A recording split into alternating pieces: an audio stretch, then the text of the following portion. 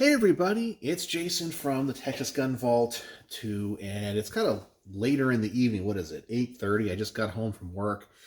It's too late for me to do any filming for the night. Wednesdays are usually my longest days at work. I guess a lot of people think, oh, I must be a Fed. I must be out there catching all those bad guys, because in that video they're like, oh my God, only a Fed would say I'm not a Fed. Man, have I banned a lot of people from my channel that have been claiming all that. Little do they know I'm a professional musician and educator. But anyway, I wanted to make a video tonight about a couple of things that I'm kind of working on in my head about some upcoming videos. I don't know if you guys have noticed, if you're following me, hopefully on the main channel. I'm trying to catch up on all of my old content from my old channel. And I'm releasing 2 videos a day, all the way up through the end of April.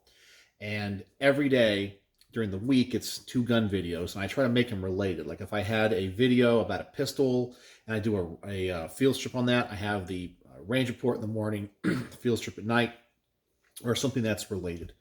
And on Saturdays, I try to do 2 product reviews. Those normally don't get a lot of traction, but my Saturday videos never got a lot of views anyway. They kind of get views later, where when I release a video on a flashlight or an EDC belt or a holster, it would not get views immediately, but as people are looking for things in the future, they find it. And so I just kind of put that on Saturdays when fewer people are watching YouTube anyway. And then Sundays, I have kind of left open on my schedule. And that's when I'm kind of doing things that are a little bit off either the gun topic, specifically like a gun review, where, as you guys have noticed, I've done my ATF pistol brace amnesty commentary videos. This Sunday, I think I'm going to release the video that I made where I compare and talk about the differences between Colt Series 70, 80, and 90 pistols. And it's a remake of a video I made a long time ago on my cell phone. On my old channel back when I was the Fort Worth Colt guy, I mean, I must have made this video 9 or 10 years ago. And I decided to remake it because it had like 300,000 views. And obviously people wanted that information. And I was like, you know, it's got to be updated with better cameras and more information. So I refilmed that recently. I think I'm going to release that on Sunday. But I'm kind of keeping those open, and I kind of have another, I guess it's kind of an extension of the whole ATF pistol brace amnesty. And there's my dog. She always wants to get in every video. When I'm out here filming, you guys don't realize how I have to go. We have a little gate for the dog door. I have to put that up so she doesn't go outside. I think she hears me and thinks there's somebody outside and goes out and barks. But anyway, I'm thinking about, I'm kind of fleshing out videos in my mind. I actually have a list of videos that I have to make. I mean, right now, I am so backlogged. I would say I have 20 videos I have to make and find time for. I have the guns that are in for review. The next one up, of course, my Patreons. If you're not a Patreon, you don't get to see all the new stuff. But my new stuff right now is going to be released like months out because I'm doing all of my old videos first. So I have new releases scheduled for like June. But my Patreons get to see everything now. I just did a P229 Elite. And on the table, in fact, this is the bag for it. I actually have it in the safe. The gun's in the safe. A Fowler Industries 2011. So that's the next thing I have out here. I have like 4 or 5 guns to review, and I got to get those done. Those take the most work and the most amount of time. I've always kind of thought about doing like a real behind the scenes video on this channel to show everything that goes into a range report. People don't realize that for that 20 to 30 minute video that I make, I literally invest 4 to 5 hours of time minimum on that. But then I have all these products that I got to review that I had in before YouTube nuked my original channel. And I don't know if these companies are ever going to work with me again. Some of them are bugging the heck out of me like, hey, you haven't made that video. It's like, I know that. I'm building my channel back up, and you're going to have to be patient. Like I have another through night flashlight. I actually got this gun lock. It's called the Safe Gun Lock right here. I guess it goes through the bore. I'm supposed to review that. So I kind of brought those out here to kind of put on the table so I see it and just go, you know, I'm going to pop out those videos whenever I get a chance. Then I have a list of videos that either I have made in the past and lost. So for example, I made a from the vault video a long time ago on my Uzi Model B SBR. And that was a video that I did not have saved. It was really before I got married and moved here. And a lot of those videos I never saved the raw data for. So I'm just going to refilm that. I have some other ones that I need to redo. And as I'm going through my old content, I'm figuring out what I need to make. And I actually have like a little list on my computer or next to my computer that I write it down. And then sometimes I will go through a video and go, that's old, or the information now is irrelevant, or I had, for a time, very short period of time, my Texas Gun Vault poll questions of the week were sponsored by, was it Big Daddy Unlimited? And I don't work with them anymore. They don't do anything. Nothing really came from that. So I have to go through some of the old videos and edit stuff out like that. Or if I feel like, based on the new rules that YouTube has backed off on, but of course they can change that at any time, I am going back and try to re-edit stuff out. Like if I attach a suppressor, I try to edit that out. And if I can't edit that out, I'll just refilm the video. And I think I'm better on camera now than I was back then. So I got like, I got like 20 videos to do, things that I've written down that I just need to do. And then I got the products that are already in, and then the guns that are already in. And I just literally have to have time. This is what I got to do. But anyway, one of the videos that I'm kind of throwing around, and I know this is kind of a long, rambly thing, but hopefully if you guys are watching me here, this is what you like. I have a video that I'm working on in my head about, I guess it's kind of a part 4, but once again, it's just kind of more about the problems that I have with internet or YouTube gun lawyers. Now, I am not an attorney, as much as everyone thinks I'm a federal law enforcement officer. Remember, I'm just a professional musician and educator, but I do have a doctorate degree in my field. And so I understand research, and my personality type, I dive deep into anything that I'm interested in. I mean, almost to an obsessive level. So for example, my dad and I have restored a 1969 Camaro. And so I have studied everything you can think about when it comes to a 69 Camaro, from the nuts to bolts, the history, the options, the color packages, what's original. I can look at a 69 Camaro. I can tell you what's right, what's wrong. I know about the fabrics, and you just name it. I learn everything I possibly can about it. Guns are the same way, and I think you guys probably see that passion, hopefully, in my videos, because I don't do clickbaity stuff. I'm not here to be famous or any of that. I just love to learn. I love to learn about everything I can. And firearms and the legal aspects of firearms interest me a lot. And I get frustrated. And as I said, I'm not an attorney. But as I've gone through this journey, learning about firearms and firearms law, I really have gotten and dove deep into what the law actually is, how laws are adjudicated, the process, if that makes any sense. And I really feel like, based on my personality type and my interests, I could have been a really good lawyer. I mean, I could have gone on that path. But anyway, I think that some of these firearms attorneys do the gun community a great deal of harm, because they create, not all, by the way, not all, and I'm going to point out one that I think does a great job, because I will never talk bad about another YouTube channel, ever talk bad, but I will talk good about some. Now, an example of one that is really, really good is Washington Gun Law, and I think his name is William Kirk. He does a fantastic job of not doing fear-mongering stuff, and he tells you every aspect of the law, the bills, and he breaks it down, and he talks, most importantly, about the process. And the process is what people don't get. So what kind of brought me all to this is the fact that I had a comment on one of my ATF pistol brace of videos that somebody in all caps said to me, goes, "You don't know what you're talking about. Learn your facts. The Fifth Circuit Court overturned the bump stock ban. They're legal." And I said, well, if that's the case, if you actually know what happened, why don't you go get that bump stock that I know is either in your closet or in your attic and attach it to your firearm?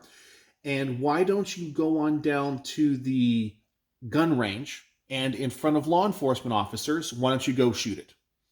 And he went back and said, but they're legal. And he copied and pasted a headline from another YouTuber.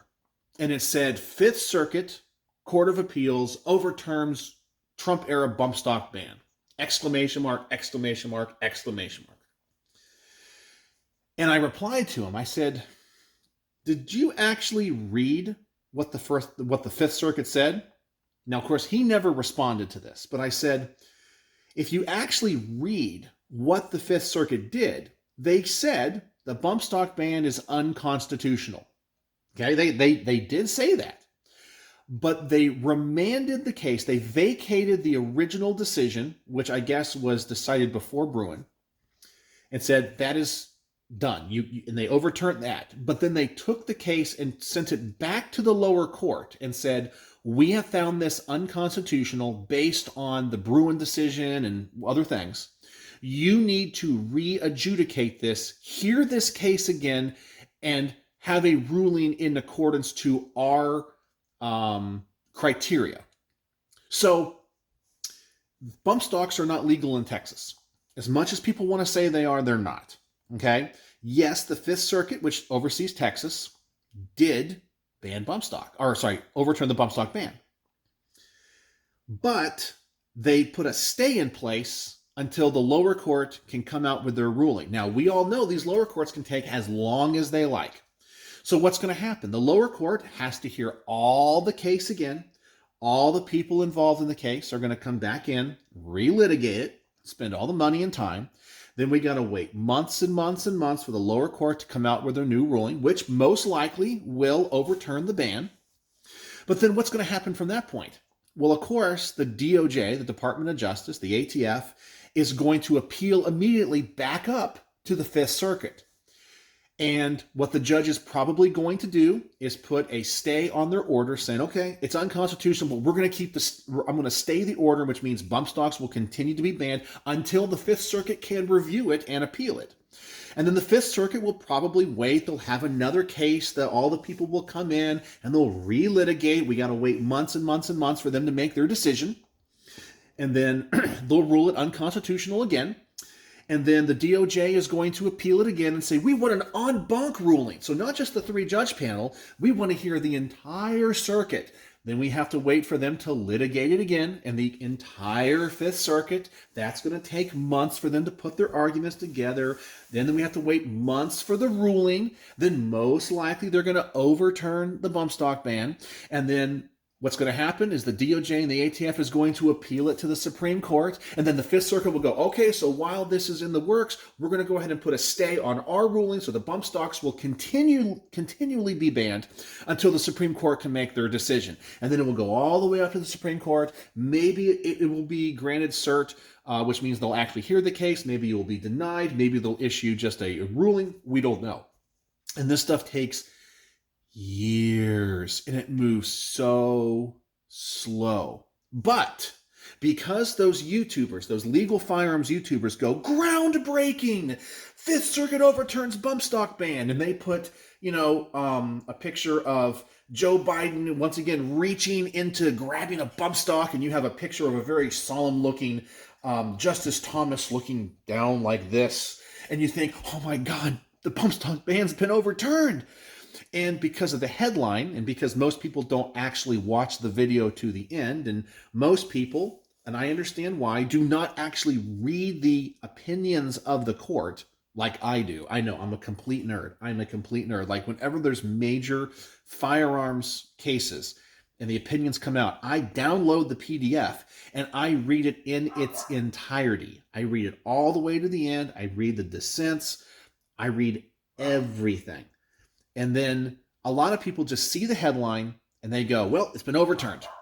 And this is dangerous because think about it.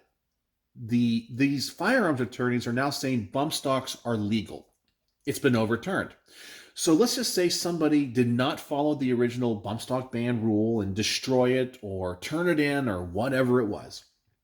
And they go and get it out of their attic because now they think bump stocks are legal, and they throw it on their AR-15 and they go to the range. And a law enforcement officer is down there at the range and sees it and goes, "What's that?" "Oh, it's a bump stock." "Oh, those are illegal."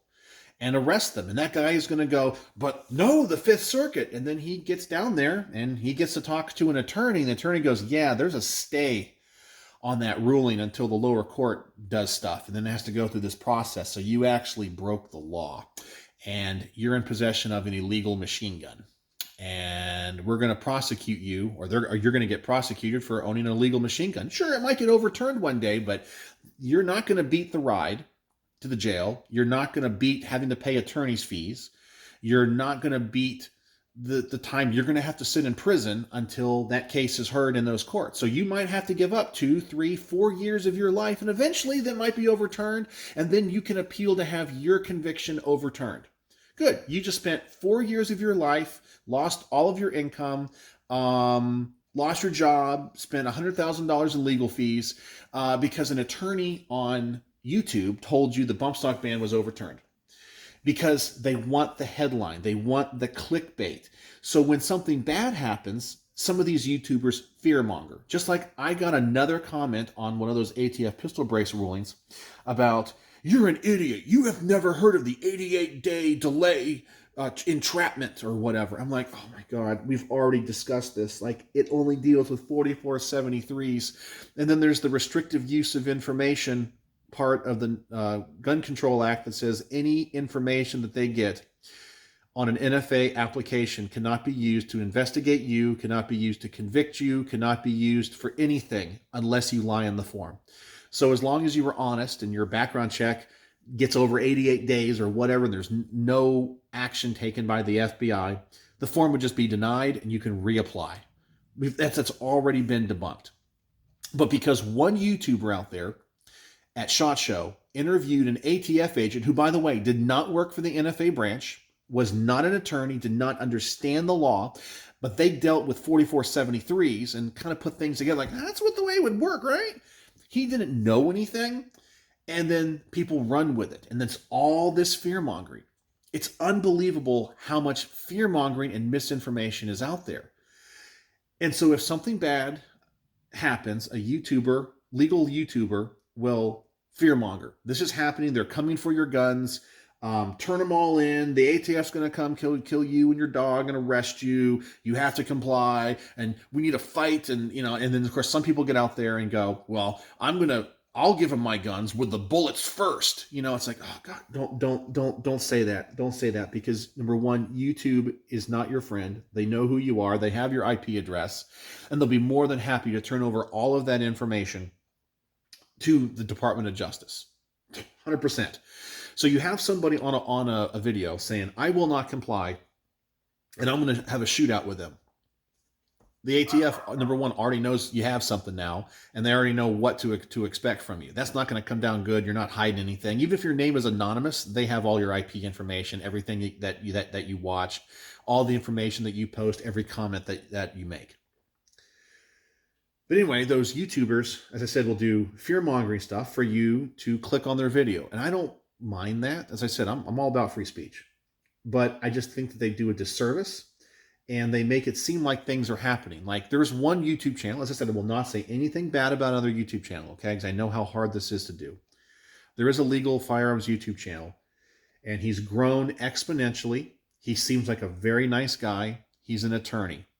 But every single day, every day is another thumbnail that says like groundbreaking or breaking news, and it's always like Supreme Court 6-3 decision overturns the assault weapons ban in California.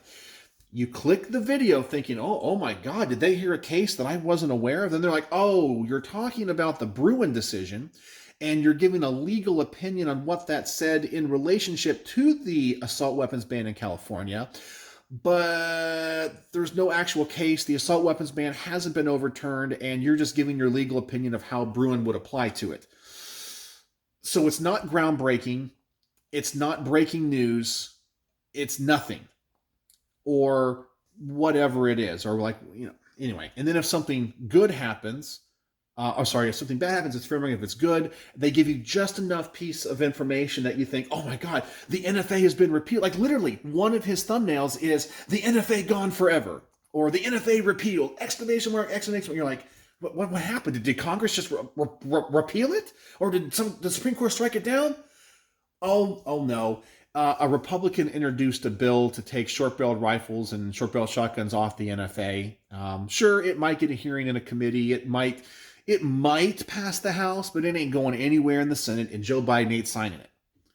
But he makes a thumbnail making you think like, oh, it's going to happen. And I think that kind of stuff does us such disservices because people look like idiots. They go out there saying there shall not be infringed and will not comply, and the Supreme Court's done this, and actually they haven't. Or the Fifth Circuit did this, and they actually haven't. The NFA's been repealed. No, it hasn't. Because these people are clickbaity, and they don't understand that their audience are laymen. Now, as I said, I am not an attorney.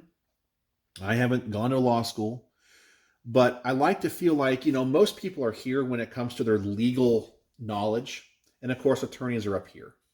I kind of feel like I'm a little bit above the average because how many people do you know actually read the opinions? How many people follow these things? I look at the briefs. I read the amicus briefs to these cases. I've, was talking about the different levels of legal scrutiny for a long time.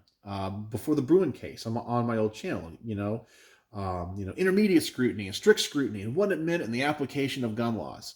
And I followed these things long enough to see how long they take to kind of worm their way through the system. And these people don't know that. And they just grab the headline. They don't listen to the whole video. They don't read the opinion. And they think something. And then they go out and they spout this information on other channels thinking that they know something. And really they make themselves look foolish. And it becomes like a cancer. And this misinformation spreads. And it makes us look foolish, and I worry it's going to get people in trouble. As I said, the only gun channel that does not do this, the legal channel, that I really commend, and if you're not subscribed to him, you really need to, is William Kirk at Washington Gun Law. There's no clickbaity thumbnails. Well, some of them are kind of, I don't say clickbaity. You're like, oh, I want to watch that because it deals with the assault weapons bans in California. But he doesn't make claims like end of the NFA or assault weapon ban in California overturned or groundbreaking or breaking news. He doesn't do any of that stuff, unless it's actual breaking news. He seems like a real good guy, and he just gives it to you, and then he talks about the process. He's like, well, guys, this is what's going on, and in order for this bill to advance, it has to do this. It goes to this committee. Here's how it works. Here's how the process works. And this is the steps it has to go through to become law. And then if it becomes law, this is how we're going to fight it. And this would be the whatever. Or he looks at these cases and he tells you, hey, these lawyers have put together a great case fighting this. This is the court it's in. This court is either pro or Second Amendment friendly, pro or anti-Second Amendment, with their previous rulings. And he just kind of lays it down. He's a normal guy. He's not fear-mongering. Go check it out, Washington Gun Law. But these other legal attorneys are gun legal experts. It's all about fear-mongering. It's all about fear-mongering. And I don't think that they have to do that because so many people out there in the gun world are so ignorant. So ignorant. I'm not calling them ignorant people. I'm not saying that they're bad people. But they don't know what they don't know. Donald Rumsfeld, the former Secretary of Defense, wrote a book, and he said there's 3 things that we know. And there's Olive again. Always got to get in the video. She's making a bunch of noise tonight. There's the things that we know, and then there's the things that we know that we don't know, and then There are the things that we don't know, we don't know. And a lot of gun owners don't know what they don't know. And those are the people that are either going to get in trouble or they're going to do something stupid and rash and make us all look bad. You know, what if these people that are saying, you know, if they come for my guns, I'm going to get into it's going to be like the Waco shootout. Oh, God, please don't do that. Please, because it's not going to end good for you. Even if you're justified and you're in the right and you have all the legal standing on your side. Because what's that going to do for us in the court of public opinion? What's it going to do? It's not going to be good for us. And once those people in the middle go against us, the anti-gunners have won. It's over. Because the media is always going to be against us. The anti-gunners are always going to be against us. But those people in the middle, those swing voters, those moderates, those centrists that could be pro-Second Amendment or anti-Second Amendment, if they see a bunch of people screaming "shall not be infringed" and having last stands with the ATF, it's not going to end good. It's not going to end good for us, because that's going to give them the motivation that they need to do something, and then it's going to get real bad. But anyway, that's just kind of my rant tonight. So that's what I got going on the channel. And yeah, so this has been a long one, 26 minutes. Holy moly. So anyway, if you've made it to the end of my video, once again, thank you so much. And I want to thank my new Patreon. Thank you, Art. I guess that's what it is, A-R-T. Not sure if that's your name. But I saw you signed up today. So I sent you a message. Thank you so much. I hope you enjoy the Patreon content and the early content that I put up over there. It means a lot to me. But anyway, if you have watched to the end of my video, use the word lawyer, because that's what I talked about tonight, lawyers. So some lawyers are good, some lawyers are bad. I can tell you as a professional musician, there are other people that are professional musicians that are horrible. They're horrible. And I know amateur musicians that are amazing. And it's the same thing in the legal world. Just because someone is an attorney doesn't mean they actually know what they're talking about. But anyway, lawyer. You watch to the end, say lawyer. I appreciate it. I hope I didn't waste your time. I just wanted to talk tonight. So anyway, I'll be out here making more videos soon. Hope you guys are liking the content on the main channel. And I hope you guys are liking the Texas Gun Vault poll question of the week, starting from the beginning. I got 103 episodes all coming out that I have thumbnails for. I'm making thumbnails for, so way better than the originals. So anyway, I won't waste any more of your time. Hope you guys are having a wonderful evening or a wonderful day or a wonderful morning wherever you are. And as always, leave me a comment. I try to answer them all. So, as always, thanks for watching.